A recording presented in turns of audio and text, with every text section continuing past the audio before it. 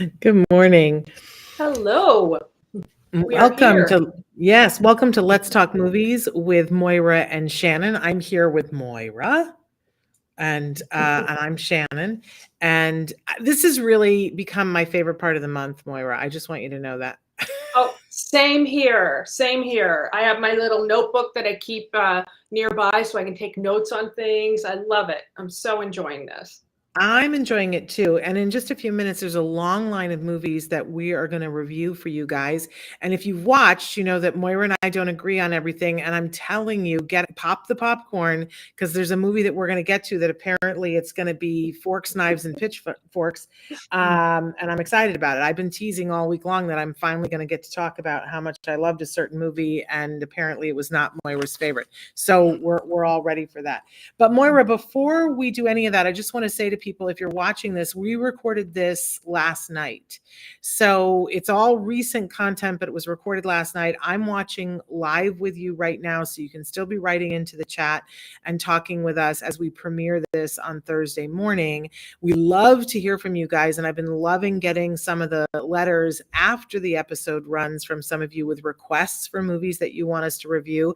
And there was a particular request from last month that we listened to, and I think you're going to be surprised because we have a new element to the show. But if you're watching us live right now, as I said, you can still comment, and Traven's going to go through some of the different ways that you can watch us live or in podcast. We do hope that you will write to us and tell us your thoughts, and if there's a movie you want to hear from us on, and to hear us spar it out. Occasionally we agree, but anyway. But then while Traven is showing you some of the different ways that you can connect with the show, we always like to start, Moira, with an update from Taca. Talk to us. Taca, the Autism Community in Action, fabulous organization I've been involved with for, I guess, 22 years now. Every month we do something called our monthly learning series, and for September the topic is adults. So we have 2 recorded sessions that you can register and watch anytime you want that are on our website. One is preparing life beyond school district services, which I think is everybody's big concern when you're facing that cliff, as we call it. And the other one is about guardianship alternatives, what to consider, which is great because I think that, and it's an attorney that had presented at one of our conferences, and I think that's really great for families because it's never one size fits all. So you have to think about what your kid needs and what makes sense for your family. Next month is October. We do have a monthly learning series of recorded sessions about PANDAS and PANS, which is PANDAS stands for pediatric autoimmune neurological disorder associated with strep, I think. But I think you're right. I think I'm right. So that's a really complicated thing, and I think it's a good thing to learn about. But the cool thing is, of course, as we've spoken about, next month is our in-person conference. So we're super excited about that. And the cool thing is, it is taking place in Costa Mesa the weekend of October 14th, but we have some funding for some free registrations. So we are so excited. So while supplies last, we have a special code for you to use, and that code is Moira Shannon 2022, and you can register for free while supplies last. So get in there and get it because we have a limited amount. The other cool thing is, if you are not able to travel to Costa Mesa for this, we have the recordings available after the conference is over. They will be available in November. You will be able to view them through January 21st, I think. And that code, Moira Shannon 2022, will work for that as well. So hurry. Number. Limited yes, number. It is so there it is on the screen. Moira Shannon. Go ahead. 2022. And it's first come, first serve, grab them. But honestly, please always email me. If we have more scholarships, I am happy to give them out. And my email, I'm on the website, but it's just my first name, Moira@tacanow.org. And I'm around. So I am happy to help with that. I'm excited that we got this opportunity. It makes me feel good. I want, the more the merrier. Yeah, and I just love this. So if you look in the notes, in the programming notes that come with the podcast or with the video, you'll see that I've given you guys the link to the page where you go to register for the conference. And at the bottom of the page, there's 2 buttons to push. Do you want to attend the live event in person, or are you looking for the virtual experience of the recordings? Whichever one you push, you'll be taken to a place. And the code that you're going to put in, you put what you want in the cart, and the code you put in is Moira Shannon 2022. And if they're still available, and there's a very limited amount, although you guys were very generous, I will say that, but there are a limited number. We will go beyond that. So if it doesn't work, chances are that we're out of them. But again, reach out to Moira. You never know what could happen. Yeah, happy to help. There we go. So make sure that you register for that. But don't wait. I mean, somebody's going to call me next week and say, "Oh, I didn't know, I didn't do it," and I'm going to say, "Oh, I'm so sorry." Email Moira, but unfortunately, I think you missed it. So and boy, we've done this a couple of years running with Taca, where we gave away scholarships to go. And I remember last year, so many people wrote me and said, this was life-changing. Thank you. And thanks to Taca, because we got those free tickets. It's very affordable. I will say this, if you're buying a ticket, it's very affordable. But even if it's very affordable, sometimes on your journey, there were definite years when I could not have afforded what was affordable for anybody else. So have no shame about that. Get a free ticket and make sure that you go to that. And then let us know I always ask people, okay, tell me one takeaway that you got from it. And it's just amazing what people learn. I love it. I love it. Yeah. That is so great. And it's so gratifying because our conference team works really hard to bring the best possible speakers and subjects and trying to make it interesting and different every year. And that's gratifying to hear that feedback. Absolutely. And there's so much. I mean, usually what people say is, "Oh my gosh, how would I pare it down to one takeaway?" But then they do, because there's so many takeaways from it. But I also think, if you can go to the in-person thing, there is nothing like it to recharge your batteries. Just you fills your backpack up. So I love that. And I love that you guys are so generous with it. But it is time to talk about movies. Let's do it. Let's do it. So the first thing on our list, we always try to do a movie that we both watched. And it was very interesting what we arrived at this month. The Baz Luhrmann Elvis movie, which, I watched it when we still had to pay for it. It was like 2 days before it was available on HBO. And then it's just been available everywhere. So I think a lot of people have seen it recently. So even though it's been out for a while, I think it's a timely interview. Moira, I'm going to let you go first and talk about this film. Okay, well, I'll give you my little recap. It's about the career of Elvis Presley and his relationship with his manager, Colonel Tom Parker. And it has all the flash and pizzazz of a Baz Luhrmann film that we've come to expect. And we watch Elvis rise from a very poor childhood to superstar fame, and no spoiler alert needed, well, I assume. We watch him go into his more difficult years in Vegas and his untimely death at the age of 42. Tom Hanks is playing Colonel Parker, and he is the unreliable narrator of the film. And I love Tom Hanks, but I don't think we need to cast him in everything. And I don't feel like this was a good fit for him. And I feel like the only thing that was missing from his multiple prosthetics was a mustache that he could twirl, because he was so evil. And he was weaving his Svengali magic over the king of rock and roll and, turning him into a never-ending ATM. And I feel like biopic, I was actually having this discussion. Is it biopic or biopic? Whichever it is, it is usually a showcase for the actor playing the subject of the biography. And this is no exception. Austin Butler is good, and he doesn't fall into parody. He's not like being an Elvis impersonator. I've heard he did some of the singing, but my music lover husband recognized a lot of the original Elvis vocals because he's a fan.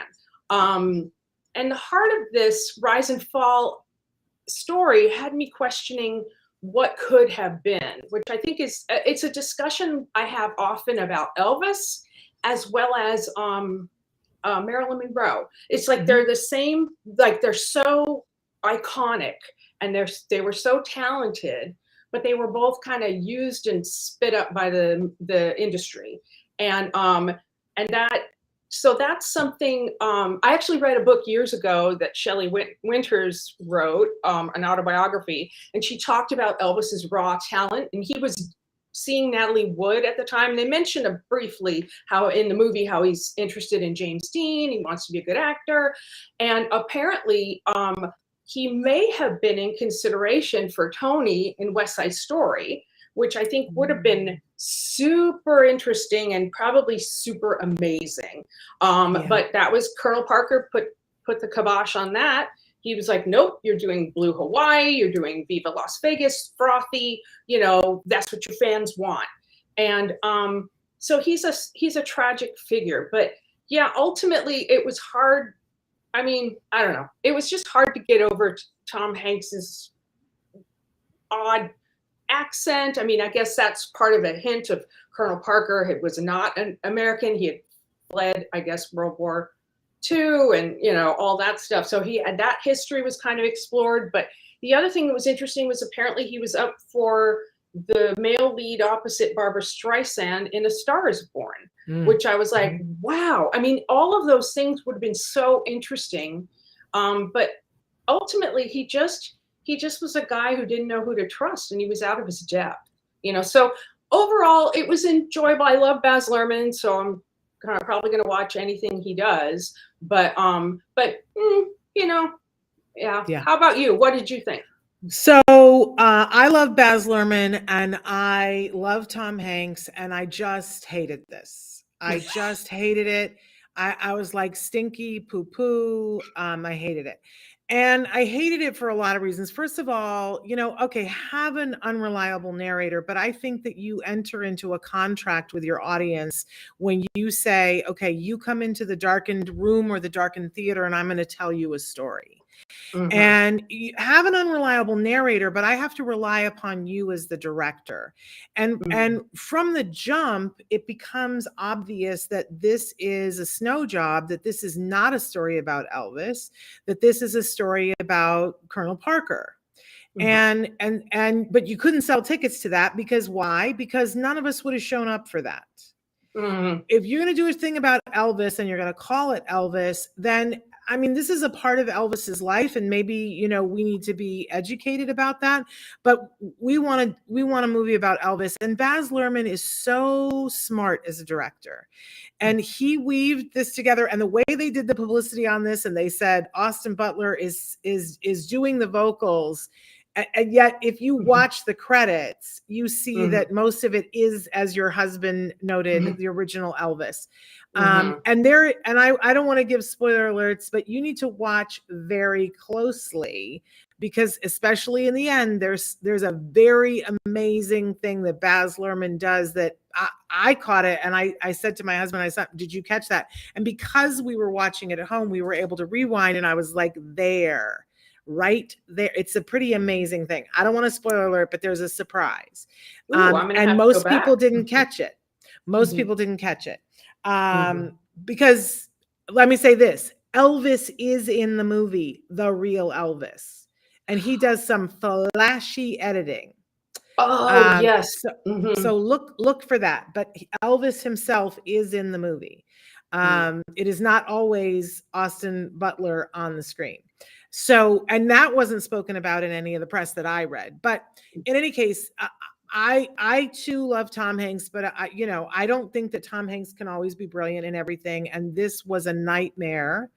And I have had people say, oh, Shannon, you're so unfair to Tom Hanks, because that literally is how Colonel Parker was. If you listen to the tapes, he also had an unbelievably bad sometimes Dutch, sometimes German, sometimes Russian, sometimes American accent, and that Tom Hanks is doing a great impersonation of Colonel Parker.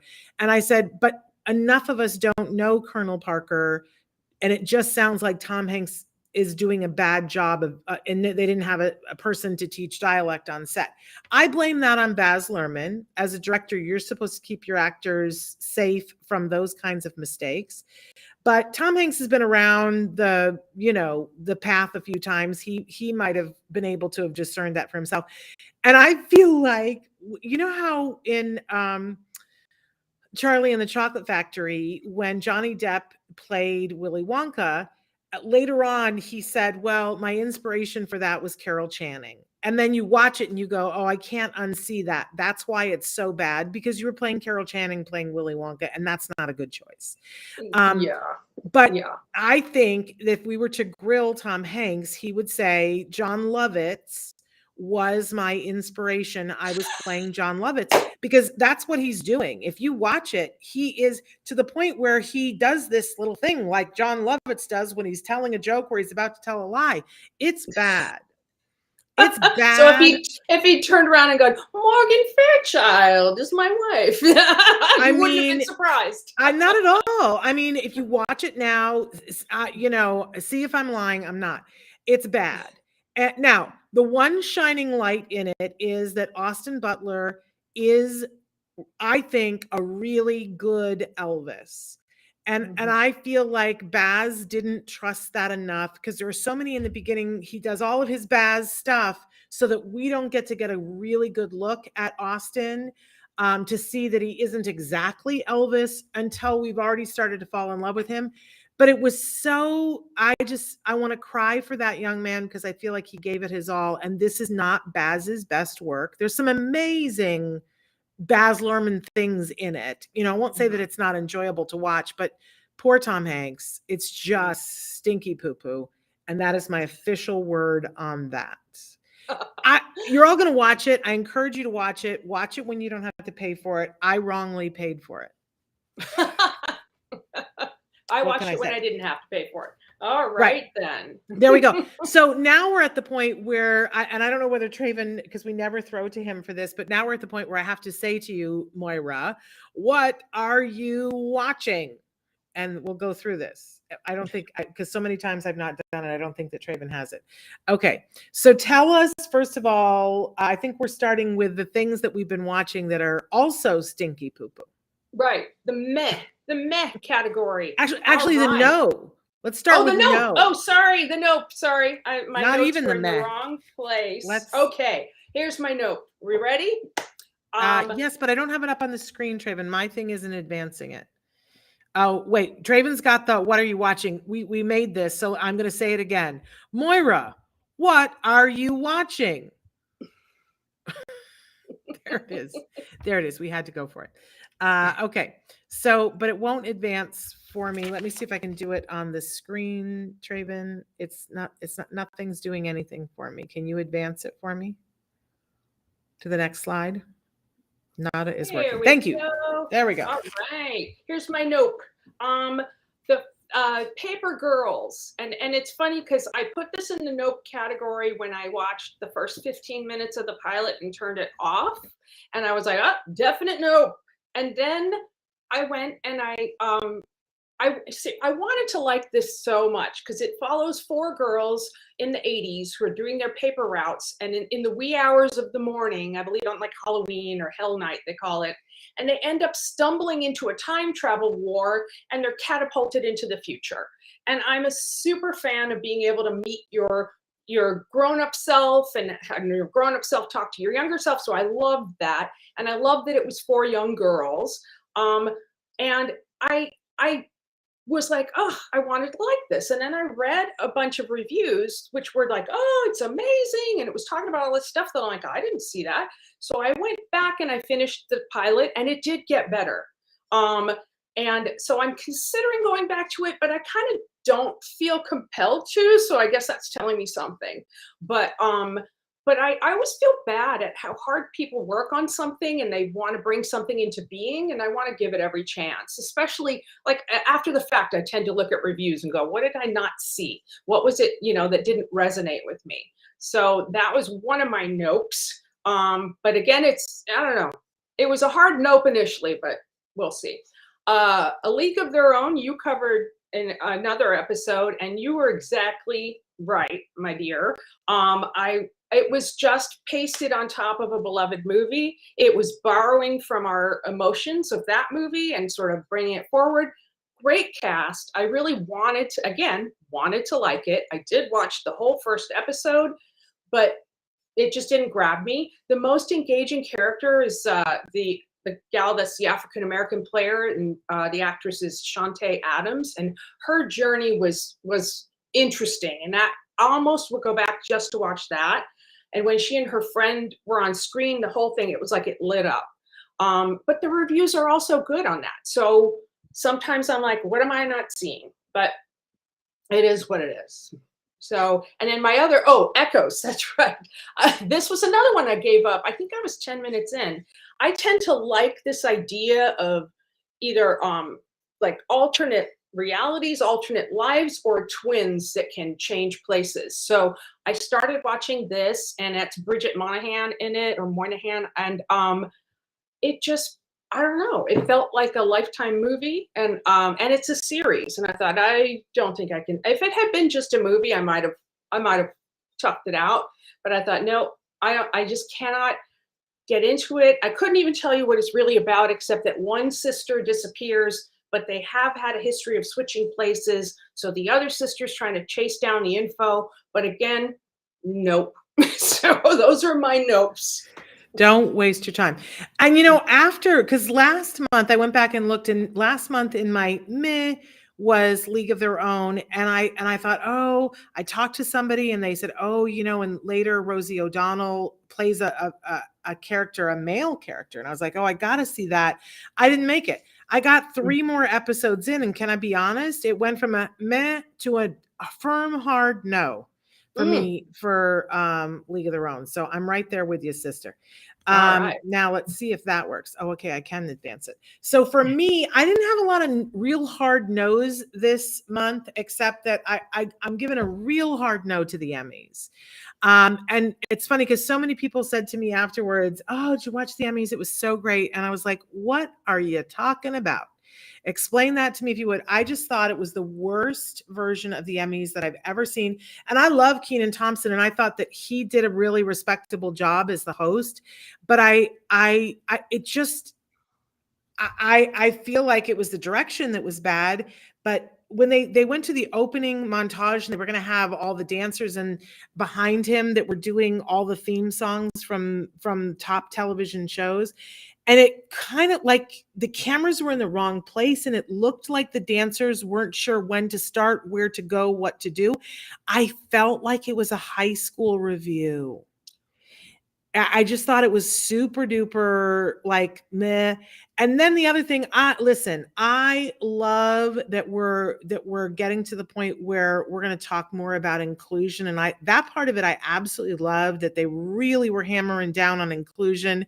But we got into the second hour of talking about inclusion, and I hadn't seen a single person who was differently abled. And I was like, oh. So when you say inclusion, you're talking about gender and race, but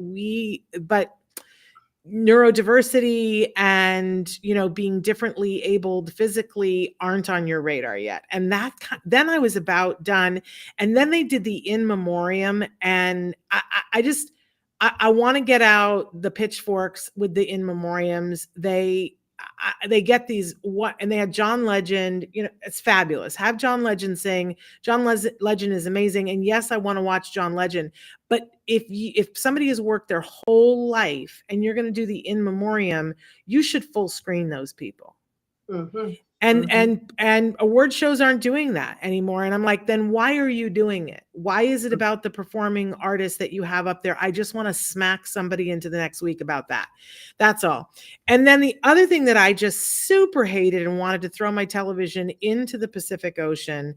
I am one of those people that likes to watch really bad reality television. It's a great way for me to, I watch Big Brother. My husband and I have watched Big Brother since the first year that we started dating. I don't watch Survivor anymore, but I will watch me some reality television, and especially the ones where, people are, have to get married and they've never met. That's a great Sunday afternoon for me. I don't have a problem with that. I make fun of it sometimes, but I watched all of this most recent season of Love is Blind, and these are people who have to meet each other in pods, and then they get to meet, and the whole deal is they have to propose in the pods, then they get to meet each other, and then they go through, and they have a certain amount of time, and then they have to get married, or they have to split up and not see each other again. And I got really sucked into this most recent season. I don't know whether it was the pandemic or whatever, but I was so excited last weekend to see, oh my gosh, there's 3 extra episodes where we're going to catch up with the people. It just was a car accident. It was so exploitative, and not just of the people who were doing it, but of the audience members, because they string you along, because we want everybody to have a happy ending. And again, I don't want to do the spoiler alerts, but for people who watch this, don't waste your time, because we wanted to see that everybody was fine and okay and that their relationships were going. And then they showed that. And then at the very end, they said, and basically nobody's together anymore. And I just wanted to pick up my TV and throw it in the ocean. And by the way, I watched 2 nights ago, I watched The Bachelor ending, and I wanted to pick up my TV and throw that in the ocean because of the new Bachelor that they picked. I'm done. I'm all the way done. Do you hear me, Bachelor Nation? It's over. We're broken up. I'm not coming back. How you could pick that guy who clearly was angling to be the Bachelor. He's a smarmy so-and-so. And yes, I said that. I'm done. But that's how I felt about it, Moira. I'm just over. It's puh. Would you like to say anything about my no category? No, I didn't watch all of the Emmys, but I'm with you. I felt like I wanted to watch the opening number, so I found it online and watched it, and it was confused. You were exactly right. And I'm with you about the in memoriam thing. And I get it. Establish you've got John Legend, and then show us who we should be memorializing. So I don't know, maybe we're on maybe I'm on award show overkill, I don't know, but and then I have a recommendation for you. You should watch Indian Matchmaker. I watched it. Totally watched it. Loved it. No, I watched all of those things. Yeah. Good. All right. So here's my meh category. I think you actually spoke of Mr. Malcolm's List before as well, or maybe you didn't. But it's a Regency era romance where the most eligible bachelor, Mr. Malcolm, makes a list of all the qualities he wants in a wife. And a spoiled young lady doesn't measure up to said list, so she reaches out to her friend, played by the lovely Frida Pinto, to do everything to meet Mr. Malcolm's requirements so that she can reject his advances. And this apparently was in process before Bridgerton. There was a short film, and it's out on YouTube, that was done in February of 2019, which was like 5 or 6 months before season 1 of Bridgerton started filming. The short film actually had Gemma Chan cast in the main role of the spurned lady. But then when it went into production, she was not available, so they recast. And everybody, I don't have a problem with the casting. I thought everybody was lovely, but it just, I don't know. And actually, I did feel the chemistry between Mr. Malcolm, and unfortunately, I did not write down the actor's name, and Frida Pinto was believable. So meh, but if you like Jane Austen, it's good for a Jane Austen fix if you were so inclined. And I'm always loving all the costumes, all that's fun. So the other one I had actually said I was looking forward to, and that's The Day Shift with Jamie Foxx and Snoop Doggy Dogg. And they are vampire hunters in the San Fernando Valley. So I was like, sign me up.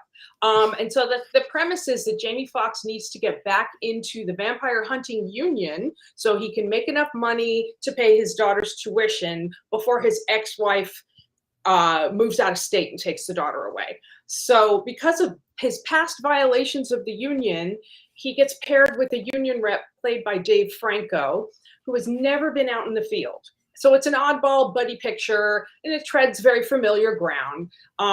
Campy action flick, lots of fight scenes. I believe it was the John Wick folks that brought this to us. So that's enjoyable. Lots of shots of Canoga Park and Chatsworth, and that was fun for this lifelong Valley girl.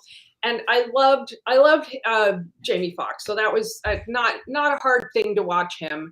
And then Snoop being a badass vampire hunter in a long leather duster coat and cowboy hat, yes, fabulous, but not great, you know. But it was a meh, fun distraction. So that's another one that you know, your mileage may vary. The next one was Breaking News in Yuba County, which I had actually wanted to watch when I first saw it coming out and kind of forgot about it. So I will watch anything with Allison Janney. She's fabulous. The rest of the cast is also wonderful. Ellen Barkin is completely unrecognizable in this, and then Wanda Sykes. It's all of that. But I think the reason I put it in the meh category is because it reminded me of other movies that were actually done a little bit better, you know. So I think that when this reminds me of, and then I go, yeah, that one was better. So we meet Allison Janney's character Sue Buttons when she's picking up her own birthday cake from the store, and instead of Happy Birthday Sue, it says Happy Birthday Suck. And so she protests, the employee ignores her, and of course she takes the cake anyway. So now we know who Sue is, right? She's married to Matthew Modine. He's having an affair. When she discovers it, he has a sudden heart attack and dies. And instead of contacting the police, she buries him and inadvertently also buries a big bag of money that he was supposed to money launder for some very bad people. So the wonderful Aquafina and Clifton Collins Jr. are on the hunt for the money, and the mayhem ensues.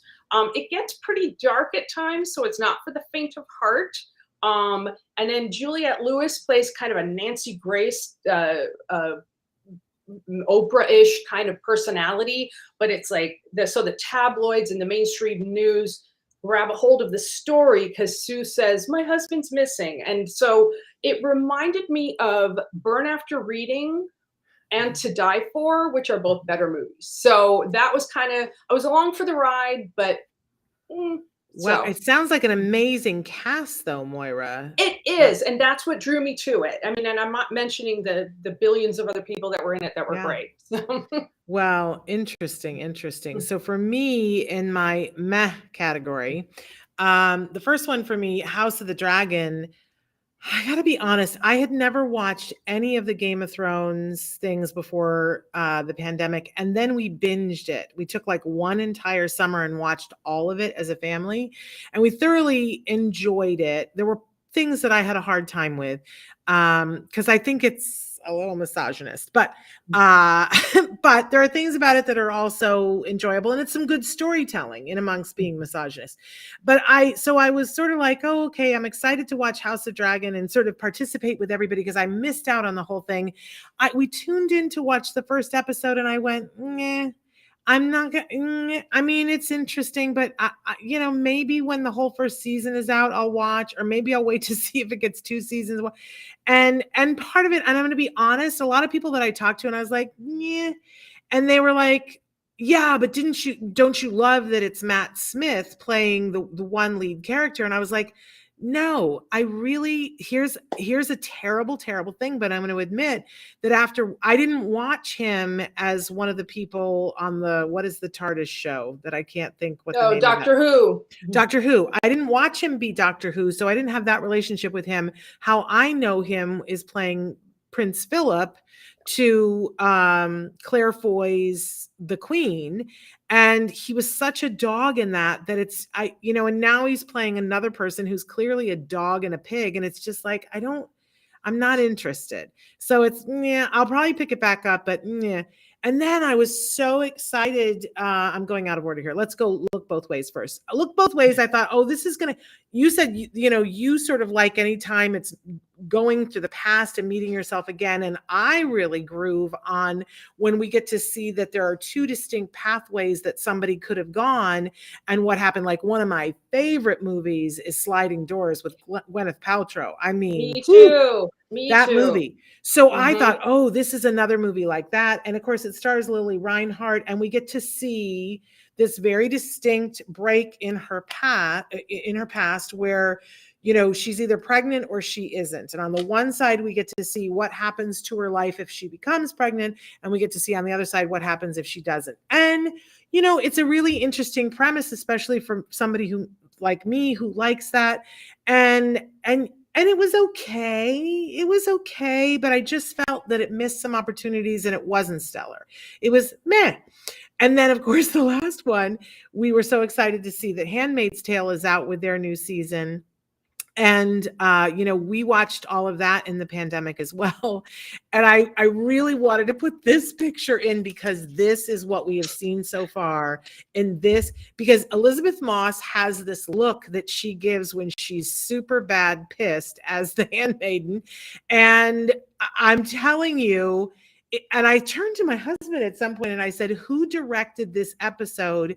Because they are in love with this look and they've beaten this thing so badly that you watch when Saturday Night Live starts doing, I guarantee you they're going to make fun of the fact that they say anything to her and she makes this face. Guess who directed the episode? Elizabeth Moss. Yes. And I was like, well, there we have it. Are we in love with this particular look, Elizabeth? And here's my thing that I say, it's fabulous when women get to direct. Women who are starring in it should have a third eye. This is the same thing I said about Amy Schumer. I loved her new series, Life is Beth, but she should not be directing herself. And if you're going to direct yourself, have someone that you trust, in the editing room on set and in the editing room with you to be the person who tells you when you have a booger hanging from your nose. Because how can you see that you're directing? And Elizabeth, there's a big old booger hanging from your nose and it's this look. You overkilled it. It's not good. Anything you'd like to say about that, Moira? I haven't. Is that the newest season of The Handmaid's Tale? Because I haven't. Yeah. Oh, okay. Then I'm behind.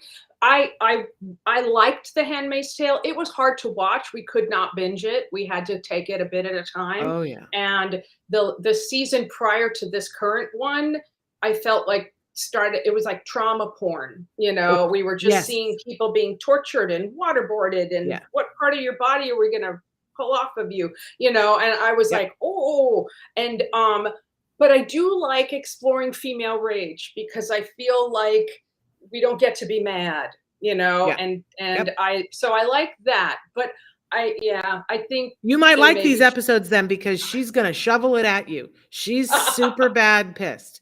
Okay. And we got it. And we got it, Elizabeth. We're there.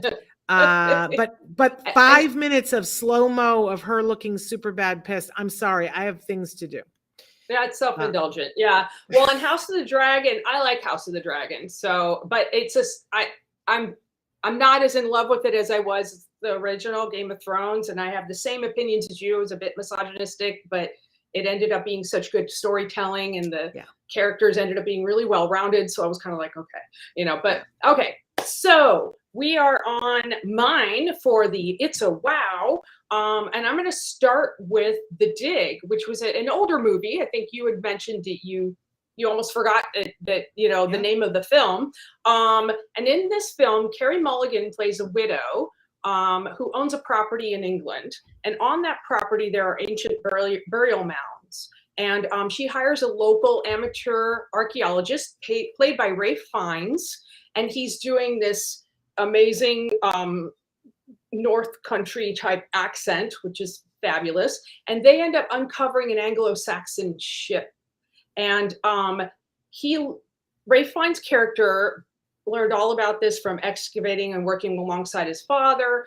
Carey Mulligan's character is not in good health and has a young son to care for. And there's an urgency regarding the dig because everybody realizes that we're in the lead up to World War II, and everything like this will stop once the war starts and everything needs to move towards the war effort. So once the ship's discovered, there's all this jockeying for credit and the intellectuals trying to take over from this farmer type guy that they don't respect. But she respects him very much, and she has a nice connection with him. And it reminded me of a Terrence Malick film in terms of just the beauty of the outdoors, and the time, it was just lovely. It took its time.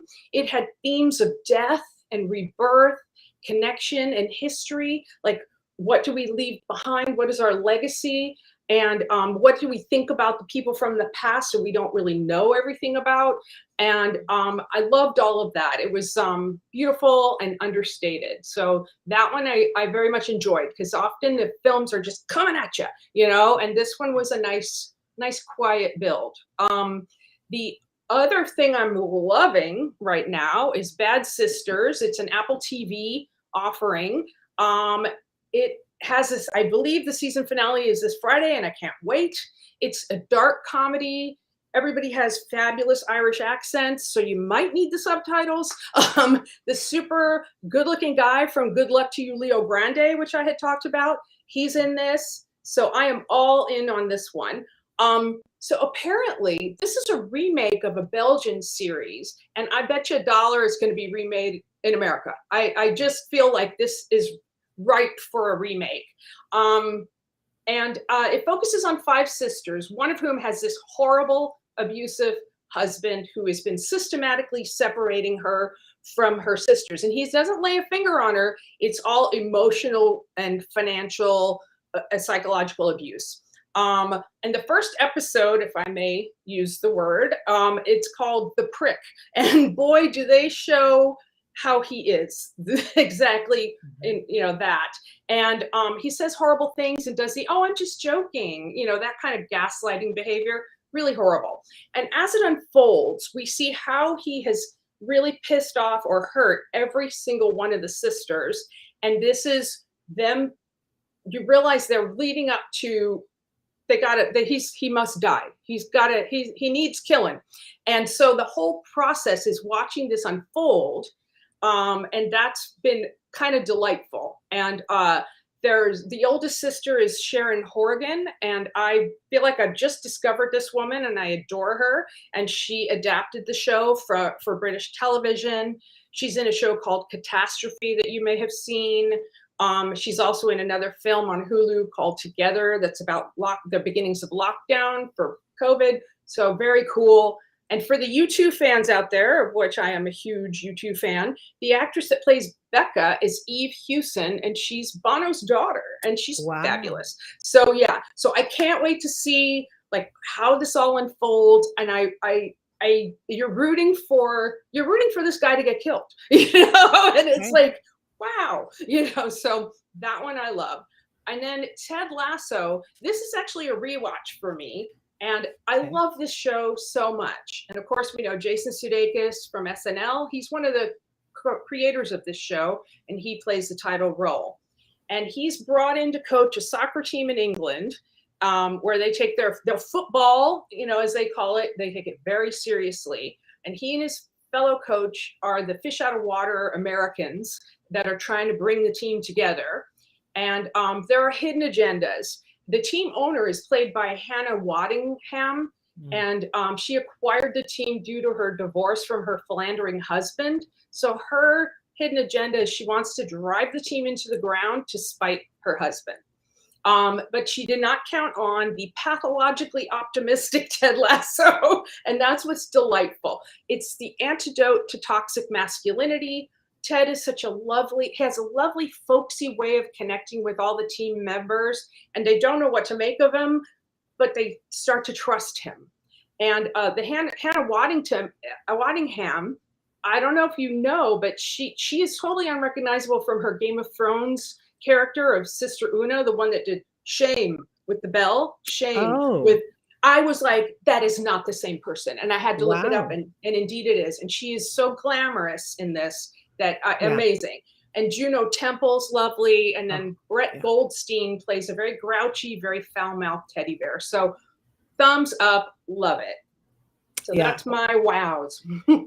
Um, how super fun. And Traven just wrote in and said Bill Lawrence, the creator of Scrubs, also was a part of helping to create Ted Lasso. And of course, the guy who plays the coach that with Ted Lasso is somebody that I'm more familiar with. And of course, his name escapes me right now. Terrible. Mm, But I had seen him perform years ago because a good friend of mine directed him in a stage show that was called Absolutely Filthy, mm. and where it's a take on all of the Peanuts characters as they've grown older, and he was playing Big Pigpen. Pen, fabulous. And, His name and, Brett something. Brett mm, Brendan. Sorry, Brendan Hunt. Yeah. Brendan Mm, Hunt. There we go. mhm. So Brendan, and this was a big deal to me, but so Brendan, and the whole thing is because it's called Absolutely Filthy, he's the lead character. And the way they depict that sort of cloud that goes around him is that he has a hula hoop that he keeps going the whole performance. Oh, And it was fantastic. one of the most, I'm just going to say this. It was, and I've seen a lot of theater and I've seen a lot of good theater in different places around the world, including in New York. It is the best performance I've ever seen by an Mm. actor. It was a tour de force. I mean, he completely, and the whole time the hula hoop is going, and it becomes this because Pigpen is somebody that can't quite make it in the real world. He just Mm. can't.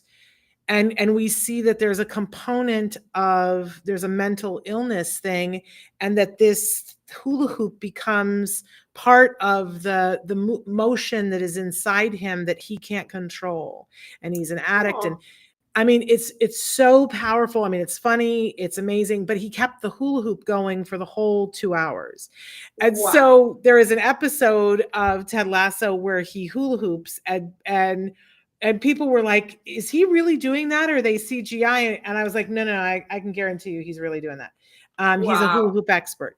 Um, Awesome. and he was a part of the team that created it as well. Yes, yes. And so yeah, we've loved Ted Lasso. We can't wait for the next season to come out, but we're being told it's going to be the last season, which just, It's I don't know if I can heartbreaking. handle that. Yeah, Yeah. heartbreaking, but Mhm. it's really good. And if people haven't watched Ted Lasso yet, I kind of envy you because, and I Mhm. admire that you're going back and watching it again because it's really well written, really well acted. It has something special in it. There's a sparkle, there's a whatever. It's why it's won so many Emmys. It's really very good. It's a Uh, treat. it is a treat. Now we're going to move on to my wows. I'm going to go for the low hanging fruit first and say if you haven't watched The Patient, I have a feeling because a lot of times, Moira, you watch things that I'm like, ooh, no, I don't like the dark stuff. But I made an exception for this because I happen to love Donald Gleason.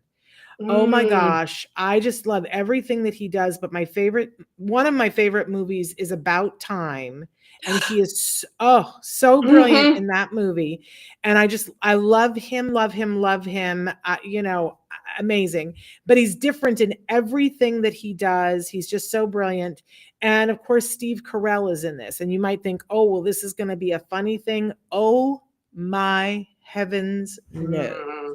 It is serious business, and it's a psychological thriller, and it's very disturbing. It is like, start chewing your knuckles, not your fingernails. And I'm watching it in real time and it's literally killing me.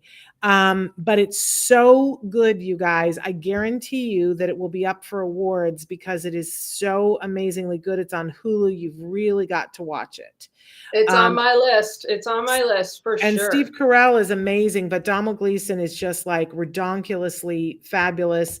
But it will raise all of the hairs on the back of your neck and make them stay up. I've already had a nightmare about it.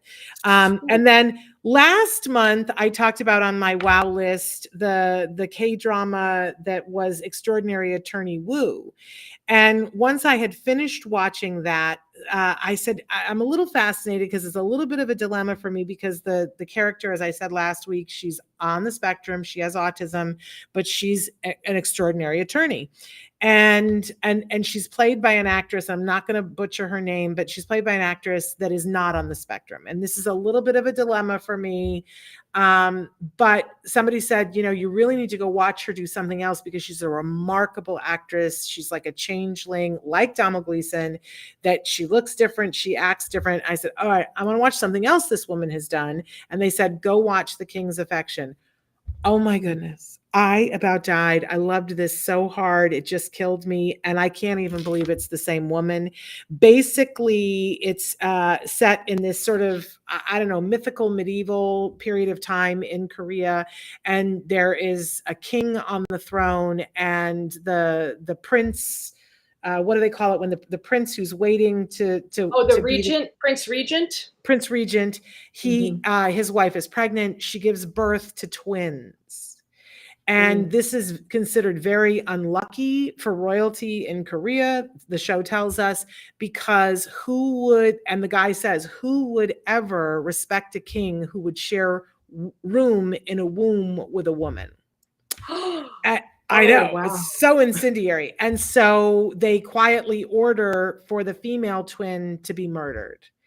And we're off to the races. And because, of course, there's a plot to keep her alive and things happen and circumstance happens so that the girl, as she grows up, who's been spirited away, finds herself back within the kingdom, not knowing who she is.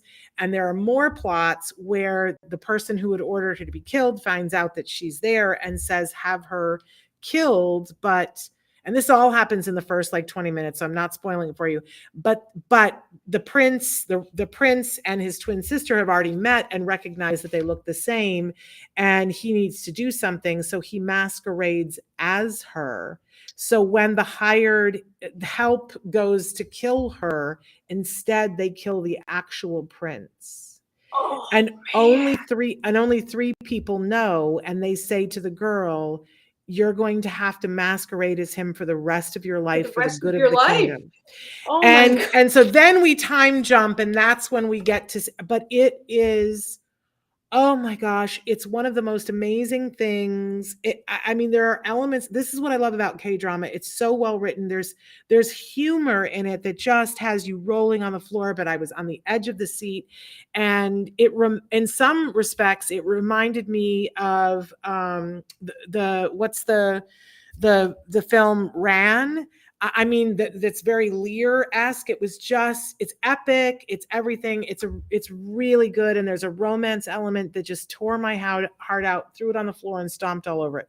It's all in Korean subtitles. It's 16 episodes that are sometimes more than an hour. I couldn't breathe. I was like, I have to get to the end, but I can't say goodbye to it. It was brilliant. And you wouldn't recognize this woman. And she does a really good job of playing this prince. You go, okay, I can see how they kind of believed it. It's kind of amazing. I still can't reconcile that they're the same actress in both roles. And then, of course, I've been waiting all week I published my review of Pinocchio the other day, and I'm getting a lot of blowback of people who are like, I heard people say that they hated it. And I'm going to give you a chance to talk, Moira, but I want to say I loved it so hard and I cried so hard. And every time I have talked about it in the ensuing week, I have cried and I have said that I think it's such an important film, and I think it's an important film for the autism community. I want to give the disclaimer that I didn't love the original Pinocchio. I didn't see it as a child. It was in the vault when I was a child, and so I didn't see it until I was an adult, and I had real problems with the original Pinocchio. I am the daughter of a woman who was considered, my mother would never have used the word disabled, but she was physically disabled.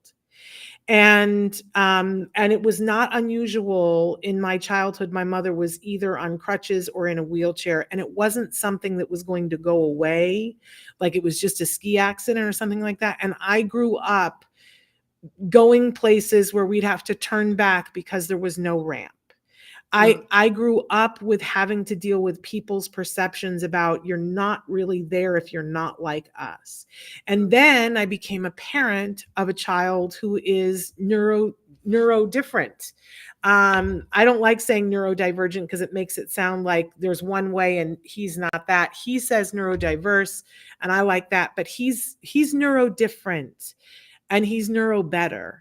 And I know that that is not everybody's story with autism, and that was not always his story, that he had real challenges. You know, and I had to walk with him through those challenges. We named him Jem after the little, see, I get emotional about this, but we named him Jem after the little boy in To Kill a Mockingbird. And it's my favorite movie, and I can't watch it anymore because there's that moment before they go into the woods and the narrator, Scout, as the adult, says, neither of us knew it was going to be the longest walk we would take together. Right. And that is exactly how I feel about my son's journey through autism, that it was a really long walk through some dark woods together.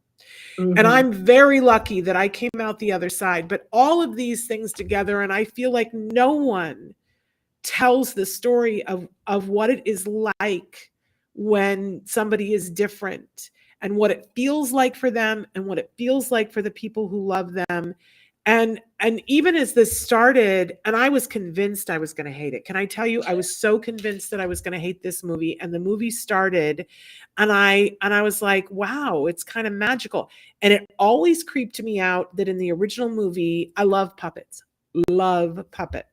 But here was this old dude, and he created a puppet, and he was like, I wish he was a real boy. And I was like, that's creepy. That is super creepy. How come nobody's questioning that, right? And this version fixed that for me because Tom Hanks as Geppetto, I loved. He made me laugh. He made me cry. He broke my heart. And we get to see why he's wishing for a real boy. And it's the most tragic. And people go, well, it's Disney movies. It's not supposed to be tragic. Really? Watch Bambi. Yeah, right. Grow up, watch Bambi. You know, watch freaking Finding Nemo and mom gets killed in the first 4 minutes. Don't tell me and read Grimm's fairy tales. There's a reason why, to help children to deal with all kinds of grief, that these things are there. Everybody grow up. See, I told you I'm going to get out the pitchforks, but I just was so touched, and I thought, all of his cuckoo clocks, which were very Disney themed, and I felt like it was my childhood speaking to me. And I thought that Jiminy Cricket was really cute. And I thought that when Cynthia Erivo shows up as the Blue Angel, that all made much more sense to me. And why Jiminy Cricket is following him, it made much more sense to me. And I thought that Pinocchio was very traditional, which I could have done with him looking a little bit different, but he was a very traditional Pinocchio puppet. But we got to, it wasn't like, what I remember from the original is that it's like, you know, he wakes up and he can talk. But Tom Hanks, not Tom Hanks, Geppetto just says, okay, well, now you got to go to school. And I was like, why would you send a puppet that can talk to school? I just don't understand. Right.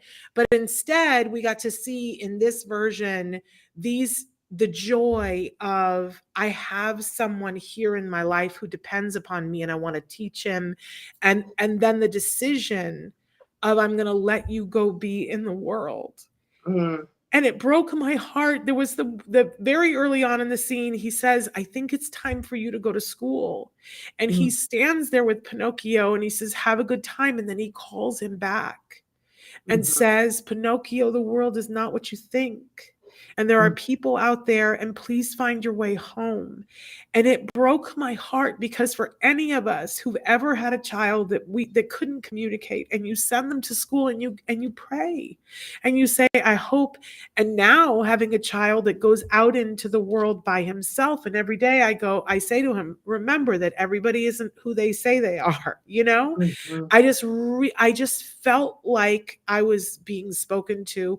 And then so many things in this movie where the Emmys did not include people who are differently abled and who are different neurotypical, not than from neurotypical, I felt like that Pinocchio did, that this movie Mm, made an effort, and it added all the things that it added were about being differently abled and not being seen and not being accepted for who you are and mm, how you feel about who you are.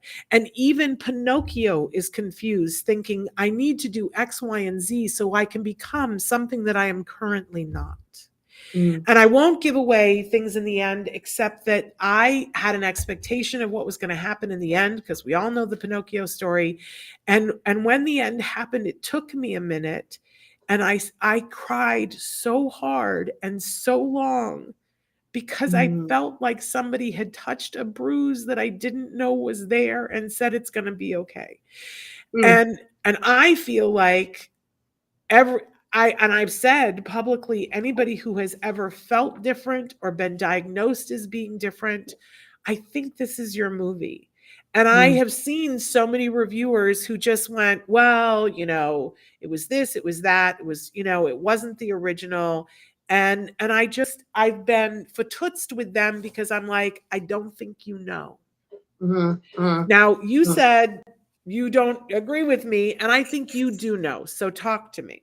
Yeah, I was actually hesitant even to I was gonna put it in my nope section. That's how much I didn't care for it. Wow. But in my gut, I knew you would like it. I knew you would like it. And Now, why is that? well, I think that um this is so hard, and I don't want people to get mad at me and cancel me. But I feel like when your kid gets to a certain point, then Yeah. you can like really envision I can die and he'll be okay. And I can't do that. And Yeah. so that I believe acceptance includes recognizing challenges and obstacles. And we need to do as parents everything in our power to make our kids independent, because right now I say often I can't die. And I know a lot of Yeah. parents that feel that way, and like talk about sending your kid out into the woods, Yeah. so and our community has very strong feelings on this issue, and there's a lot of identity tied up with all of this. And I don't want to judge anybody else and what I'm like. All I know is my kid and my family. And it pushed a button for me that way. And yeah, so I love everything you just said about it, and I'm glad that it spoke to you in that way. And I think you are right. Disabilities are not often talked about, but I think the other part of it, I think I felt like a real push towards um like and I want to celebrate all of our kids, but I think that there's this focus on and I hate the word high functioning. I really do, because I feel like it's not descriptive to what the individual is capable of. But that tends to be like, yay, look at this kid that's able to do this. And I'm like, yes, good for them. But, what about, and I just don't want the focus to be turned. I mean, like we created ramps and things, which is great, and we should have. Um, but I feel like if we don't see the need for the ramps within our community, then we won't create them for those that need them. And I don't, if so it's a weirdly touchy issue. So it rubbed me the wrong way that way. Also, I didn't find it as emotional, so that was interesting. Um, and I love Tom Hanks, and I do, he can make me cry very easily, but I did not cry. So I thought that was really interesting. And I don't, so I with you, I loved all the cuckoo clocks and all of that. I thought that was lovely and clever. But I feel like I'm often, and this is me and my baggage, I'm often being told, well, you must not love your child because you're doing all these things. You think he's broken. And I don't think he's broken. I think he faces obstacles that a typical person doesn't face. So I love the thing, if you judge judge all animals by their ability to climb a tree, then a fish would be seen as deficient, right? So that I want that. So I want the acceptance 100%, but I also want the recognizing the challenges and not also, I mean, I think as parents, unfortunately, we turn around and judge each other's choices all the time, so that was kind of like where all my baggage is coming from on this one. But you made me choke up with your interpretation of this. It's beautiful. And I'm like, yes. And I actually did really love that they had the differently abled gal that was the puppeteer. I loved that. And she was a gal of color. Good. Yeah. Great. Yeah. And so Winning. there's a lot of that I liked. But yeah, it just, I don't know. I guess I'm just, the voiceless are still the voiceless. And so I'm Yes. like, I'm fighting, and I know you are too. You're fighting for the voiceless. Yeah. But I feel like a lot of the conversation is taken over by those with voices. Yes. And so that was my thing of like, ooh, I'm not sure how I feel about this. So Yeah. it's all intertwined, and that's the thing. I'm not judging anybody on anything, because I hate that, because it's been done to me. So that was kind of, I think I had just way too much baggage. Well, for I mean, it's this. interesting, but it's still, I feel like it touched your bruises too. It just touched them in a different way. Yeah, And it for punched me, me in the face. right, for me, when we get to the end, and again, I'm not going to give spoiler alerts, but Tom Hanks says something at the end, and then there's a little caveat from Jiminy Cricket. But it was both of the things, but excuse me. I think that there's a really big difference between acceptance and contentment. And Mm, and for me, that's a real guiding thing in my life, that there are things that I have to work hard to accept because they are what they are. But that mm. doesn't mean I ever have to be content with them. And they can always be worked on. But And not being content doesn't mean that you're disparaging your and own and child. and I think Or, that it has been an anthem for a lot of parents that because listen, Moira, people tell me every day of the week that I should not have put my child through the therapies that he went through, and that that I didn't accept him for who he was. And for me, it's a very fine line, because I always say, let's work on accepting individuals for exactly who they are. Mhm, Let's accept them for who they are. But part of being loving and accepting someone for who they are is allowing them to learn and grow. mhm, And if we stop teaching people because they are not easily able to access what we are teaching, then what is wrong is the way we are teaching, not them, and we don't stop teaching them. And mhm. and that's a real touch point with me. But I also see in my journey, and so many other parents, and I know 100% that you love your child. I know you love both of your kids like Mhm. crazy, and that you accept them for who they are. But I have seen many autism parents who spin their wheels for a lot of years before they get to the place where they get to the acceptance. And it's a watershed moment when Mhm. they go, I there and and a lot of people have a hard time with this when they're not in that space, that people say, don't tell me that autism is a gift. I don't want to hear that. And I'm always trying to say, I guess it's what you define autism as. Because Exactly. Yes. Mhm. yeah, Exactly. and Mhm. listen, all of our kids are gifts. All of our kids are gifts. Yeah, Some of the full stop. challenges they All face, of them are gifts. Mhm. yep, but some of the challenges they face are not. That is not a gift to them. It's not a gift to the people around them. That's just not a gift. But I've seen parents, there's one parent, and I won't say who it is because it's a very well-known person, who said, I I spent a lot of years hoping and wishing that my child would be different than he was. And Mm, then one day I realized he is exactly who he is, and that I love him unconditionally.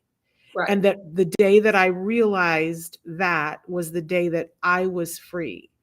Mm, And I think that every parent deserves to get to that space. And sometimes that takes a great deal of support because the challenges are so overwhelming that they're not rested enough to be in a place where they can say, I can be in acceptance about this.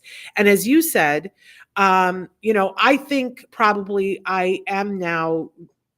I quoted you the other day. I said, used to say, if somebody wins the autism lottery, and I do count myself as a lucky person who's won the autism lottery. My gut still doesn't accept that I'm allowed to die. I worry about what would happen to my son if I'm not here, but I think he would probably be okay. It scares the what's out of me. Mhm. But I want to say that I do think that I think that what you said is completely fair, and that this movie hit you in a bruise. Yeah. But I want to say to people, I think it's worth watching. And whether you have Moira's experience of it or you have my experience of it, I think it's a lovely movie and I think it's lovely storytelling. But you don't Well, have to and agree with me more. this is what's great about art is exactly this, is we can all take away, we all bring to the table a lot of Yeah. what we have in our I Yeah. call it my baggage. Oh yeah. And so yeah, so it did move me in a different way, but it definitely hit something. But I love that they're doing, the live action Little Mermaid, and they've got a lovely African American gal playing Ariel. Yep. I love that, and I'm gonna cry because I love the footage of little girls seeing themselves, and Yep. saying that I look like that, and Yep. that's beautiful. So yes, I love that, and I think that yeah, it's an interesting thing. I wish we would come more together as a community. Our community can be very fractured, and I hate that because I Yeah. want everybody to get what it is they need in order Yeah. to live the best life they can. So Yep. that's where I'm coming from. So yeah, And of and you made me Hollywood, cry. well, I made myself cry. And of Hollywood, what I want from Hollywood is to be telling the stories. Yes, And yes. and I know we all go and we watch a movie and we go, well, that wasn't my story. And I always say to people, well, then go write your story. If you're not seeing your story, go write your story. But I felt when I watched Pinocchio, I felt seen. I was like, I don't think that I've ever watched a movie that addressed both how I feel about my son and how I felt about growing up as the daughter of somebody who would get turned away. Yeah. It touched me really deeply, you guys. And I thought it was great story. I was on the edge of my seat the whole time, and I thought it was beautiful. But that's me. Okay, we have more to take care of, and we're already over time and past time. So what I are know, you? sorry. No, my bad. What are you looking forward to? I'm looking forward to Babylon, which is about the early days of Hollywood when they were transitioning from silent films to talkies. And I watched the trailer a couple of times. It looks delightful. So I'm very excited about that. And then also I will watch anything Daniel Radcliffe is in. I just adore him.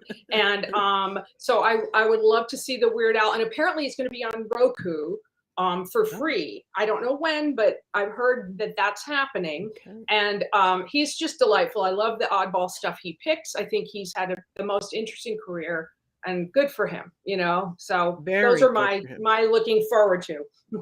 And my looking forward to, if I can get it to go, I haven't had a second to watch The Good Fight this last season, but I love that show. Christine Baranski is so amazing, and the supporting cast is just off the chain. And I'm really looking forward to see how they run. It's funny, my husband and I, we were confused in the beginning because there's a play by that name, but it looks very clearly that it is not the play, but the play was pretty hilarious. And I love this cast, and it's just that mayhem kind of a thing. So I'm looking forward to see that in the next month. But we also, somebody wrote into us and said, because last month in your wow category, you included an oldie but a goodie, Dog Day Afternoon. And we had a lot of chatter from people, and people wrote in, and one dad wrote in and he said, I'd really love it if you guys every once in a while would review an old movie that might be good to watch with our kids or might be good for us to watch that's an oldie but a goodie, because he went back and watched Dog Day Afternoon after your review. So we cahootsed together and we came up with this new category, which is rewind, things that have watched recently that were like, oh my gosh, that was really good because. So talk to us about yours. Well, this might make me cry, and I'll try not to, but Buster Keaton's The General is a wonderful film, and I saw it as in a revival movie theater in LA. We used to have this movie theater called the Silent Movie Theater, and it was lovely. Well, at one point, my father had Alzheimer's, and he has since passed away. But during that transition time where things were not going so great, he lived with us for about a month. And my mother-in-law, coincidentally, also was living with us because she was between places. She was moving from one place to another. And so here we are, this multi-generational household, neurologically abled household, that I was like, what do we do? So I said, let's watch The General, or maybe it was Michael's idea. I'll take credit. We watched it, and it was delightful. And my son loves physical humor. So anything with a pratfall in it, he's laughing. And it's just so wonderfully done, so funny.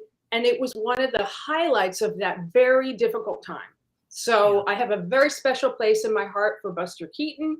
And I can't talk about it anymore because it's going to make me wonderful. cry. So how yes. wonderful. The General, fabulous. And for me, it was very interesting because like your daughter, my son is a student studying film in college. And so he comes home and he watches the most interesting things, right? And a lot of times we'll try to watch whatever he's watching. So this week, it just so happened, I came home and he had The Terminal on. And I was like, why on earth are you watching this? And he said, I'm rewatching it. The script is really fantastic. And I was like, what? Because I don't remember liking this movie when it came out. It was one of those movies where I was like, okay, why did they cast Tom Hanks in this role? And but I sat down and started rewatching it with him, and he started pointing out to me all of the brilliant writing moments in it. And I was like, gosh. And he said, it's unfortunate this movie was made 10 years before its time. And I said, what do you mean? And he said, well, if it was to be made now, they would hire people who are authentically like, Krakosian or whatever, Russian or whatever the accent was that Tom Hanks was trying to do. And I was like, oh, my dear naive 19-year-old. No, they still needed a name person to play the role. Tom Hanks still would have played it. But I just thought that in watching it 10 years, and it's probably like 15 years later, I don't remember what year it is, things resonated in a different way, having been through the things that we have all been through in recent years about an immigrant coming to this country and being stuck between two worlds. And how do you negotiate that, and how are immigrants treated? It landed differently. And I was shocked to see that it more than held up. He was right. It's very well written. And it probably was ahead of its time. I found it delightful, and I was surprised by that. So just throwing it out there, it was quite lovely. So there you go. I'll have to revisit that one. I did enjoy it when it first came out, but I think you're right. Sometimes it's great to revisit something because it'll land, like you said, it'll land differently because of whatever's currently going on. So yeah. Fabulous.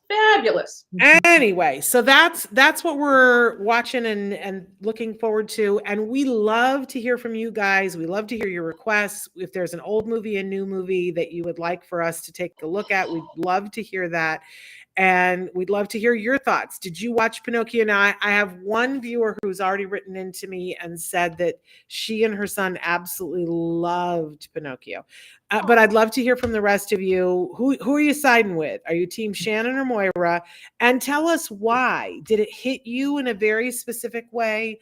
And what was that like for you? We'd love to know about any of your thoughts about anything that we've talked about.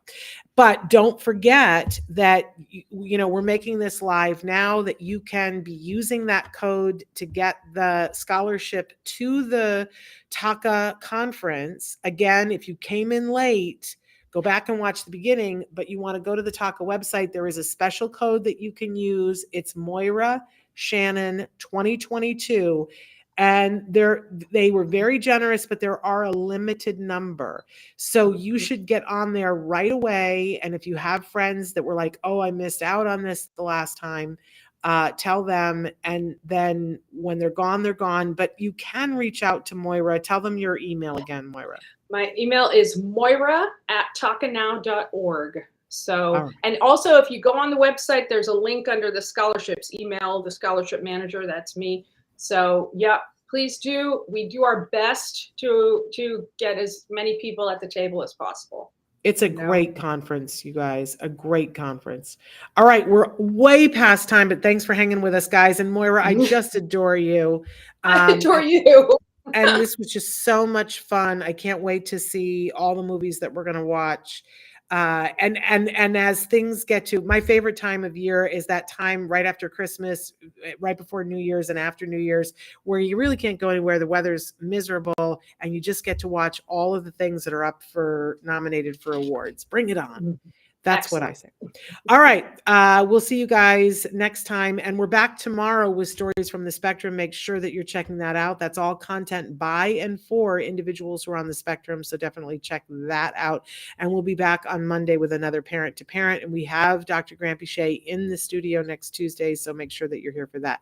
Until then, give your kiddos a hug from me and, one from Moira too. Please. All right. We'll see you next time. Bye-bye.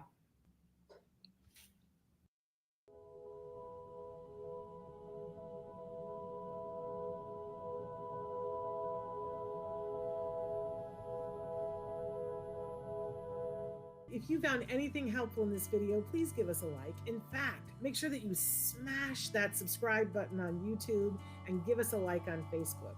You can also follow us on Twitter and on Instagram for important updates. And please download our free podcast wherever you get your podcasts. Thank you so much. See you next time.